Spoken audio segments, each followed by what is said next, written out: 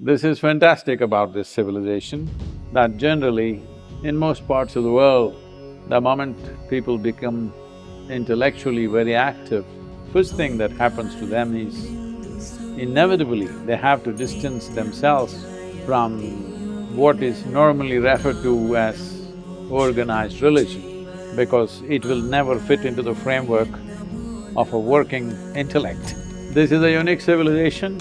Only if you exercise your intellect to a certain level, only then this, what we call as Sanatana Dharma or the Hindu way of life fits into your brain, otherwise it doesn't.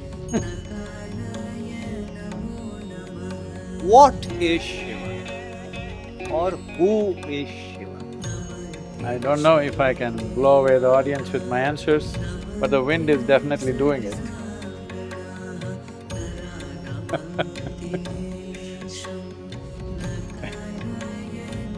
So, because you have used two aspects to refer to Shiva. One is what is it, another is who is it. Normally this doesn't happen, you ask who is this, but you're using both the terms, what is it and who is it. In many ways, that is answer. It is it is him, and it's beyond that. Well, because we are using words, we have to sound logically sensible, which is an onerous task. I've been grappling with that task all my life, how to make the intangible, the transcendent, sound very logically correct, because logic is the language of transaction. Language is a transaction. To bring transcendence into this transaction has been my work. Well, some understand or so they think, some misunderstand, some mesmerized, some dismissive. All these things happen. The moment you open your mouth, you should know all these things will happen to you, because you're trying to make the transcendent transactional. There is no way or no other way to deal with the larger world. If you do not want the… I'm very consciously using my words, if you do not want to dabble with the corruption of transaction, because no transaction is perfect, all transactions. If you look at it this way, it looks one way, if you look at it that way, it looks another way. It all depends from which side you're looking at it. So the moment you dabble with transactions, you're taking the risk of looking maligned. You may not be maligned, but you look maligned, because people have a very unrealistic, sanitized idea of purity, which never happens. That's why they never get there, because they have an impractical idea. In that context, Shiva comes to assistance, because you can't put him in that purified, sanitized way. He's everything at once.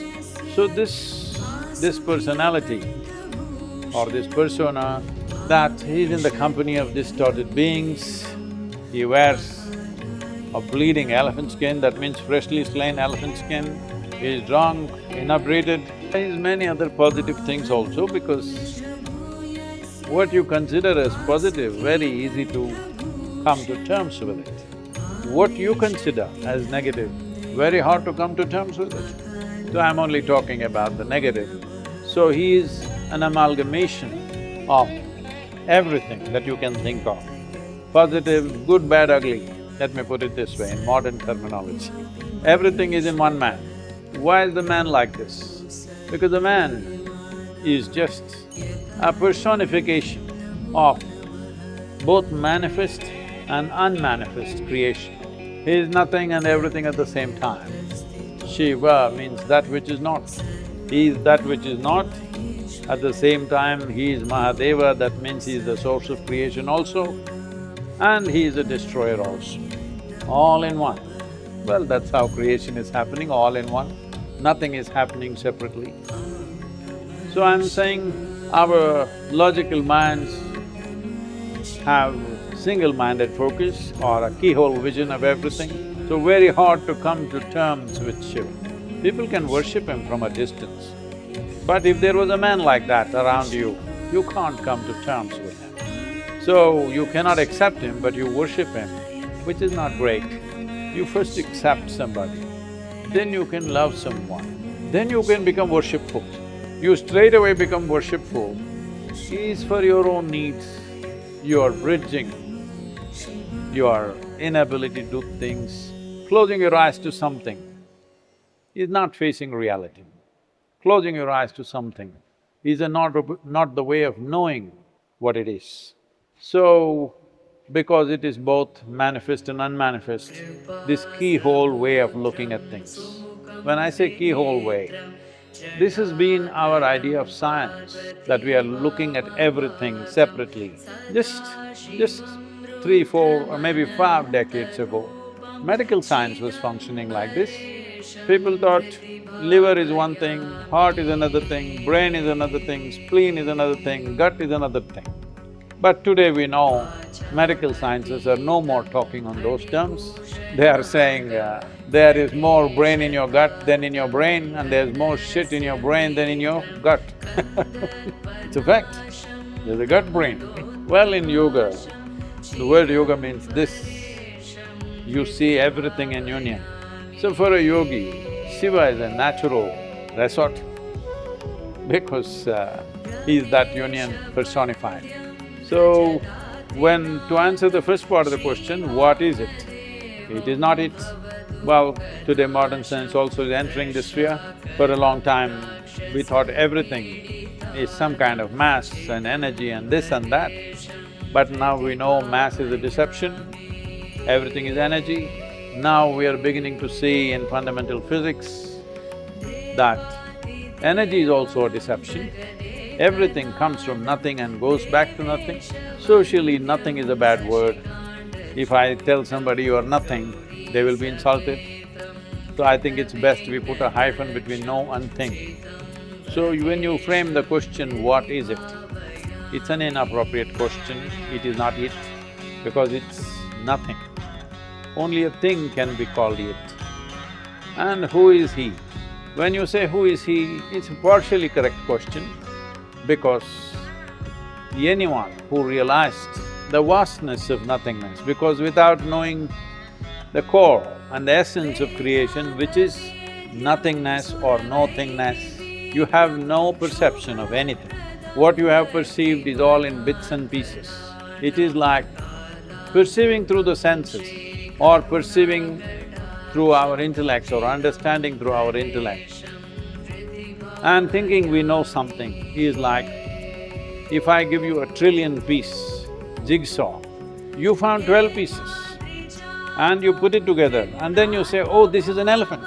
And that's only 12 pieces of the 1,000,000,000 pieces. So whatever conclusions we draw with our senses, whatever conclusions we draw with our intellect, whatever conclusions we draw culturally, socially, have no meaning when you utter the word Shiva, because it springs from the limitless nothingness, which is everywhere. Something is only somewhere. It is only nothing which is everywhere. Today, atomic scientists and cosmologists are beginning to say that over 99.9% of the atom is empty, nothing, not a lot of stuff, nothing. Over 99.9% of the cosmos is also empty, and how can you ignore that? So, here in this civilization, we started peeling the layers of life, not going up there and doing it because that is an impractical way, because the individual is just a mini universe and the individual is just a microscopic universe. So we started peeling this microcosm, which is myself right now.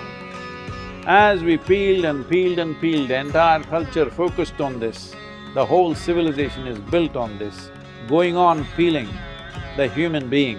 Then when we peeled totally, we found nothing. So we said Shiva, that which is not.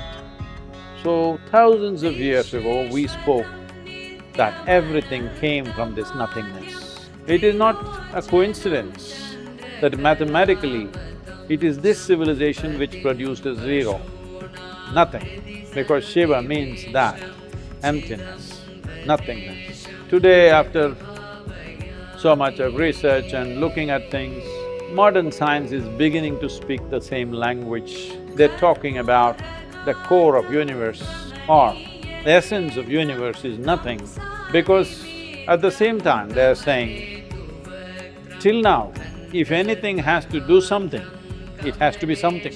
It must be electricity, it must be electromagnetism, it must be something where there is no force of any kind. Everything is obliterated. That is very powerful. So not knowing what to call it, they're calling it dark energy, where we always refer to Shiva as the dark one. So, it's not a question I can answer, but I can transmit. I'm waiting for people to be ready for transmission. Till then I have to coax them. So I'm busy coaxing them, cajoling them, entertaining them. Maybe someday I'll get tired of entertaining them No, I think you have answered the question. When we talk about Shiva's 100 names or 1000 names, or Ashtamurti, or Tatpurush to the east, Aghora to the south, and so on and so forth,